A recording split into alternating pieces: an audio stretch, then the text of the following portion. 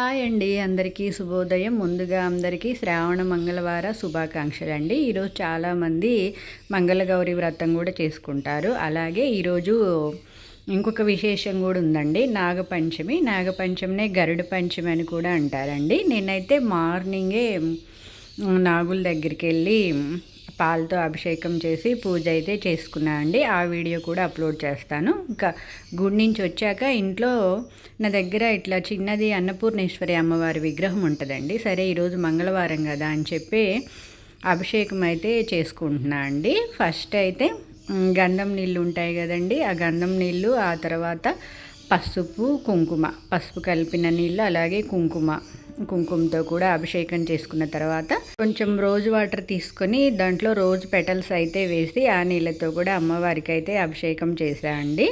ఆ తర్వాత అయితే ఇలా ఒక మెత్తటి క్లాత్ని అయితే తీసుకొని అమ్మవారిని అయితే నీట్గా తడి లేకుండా తుడిచాయండి. కుంకుమ చూశారు కదా, ఎందుకో అండి కొంచెం పెట్టినా సరే మొత్తం అంటుకునేస్తుంది. అసలు చెయ్యంతా అమ్మవారికి కూడా చూడండి మొహం అంతా అంటుకుంది. ఆ తర్వాత మళ్ళీ నేను తీసి మళ్ళీ బాగా పెట్టాయండి. అంతే అమ్మవారికి మొత్తం కుంకుమంతా అంటుకుందని చెప్పి ఇంకైతే విరజాజి పూలను అయితే తీసుకొచ్చా అండి. ఆ పూలతో అమ్మవారిని అయితే అలంకరించాను. అలాగే ఒక రోజు పువ్వు కూడా పెట్టి అమ్మవారికి అయితే ఇక్కడైతే ధూపం వేస్తున్నానండి. మాత్రే నమః అనే మంత్రాన్ని జపిస్తూ ఈరోజు నేనైతే నా పూజనైతే చేసుకున్నానండి. సో మరొకసారి అందరికీ శ్రావణ మంగళవార శుభాకాంక్షలు.